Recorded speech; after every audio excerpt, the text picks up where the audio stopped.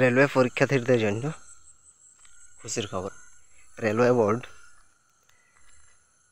তার exam schedule out করে দিয়েছে। আমরা চলো দেখে নেব কবে কি পরীক্ষা আছে। এলপি 25শে নভেম্বর থেকে 29শে নভেম্বর সিবিটি 1 এবং আরপিএফএসআই ডিসেম্বরের 2 তারিখ থেকে 5 তারিখ পর্যন্ত। টেকনিশিয়ান ডিসেম্বরের 16 তারিখ থেকে 26 তারিখ পর্যন্ত এবং জেই অ্যান্ড আদার্স ডিসেম্বরের 6 তারিখ থেকে 13 তারিখ পর্যন্ত। তোমরা কার কোথায় সেন্টার পড়বে 10 দিন আগেই জানতে পারবে।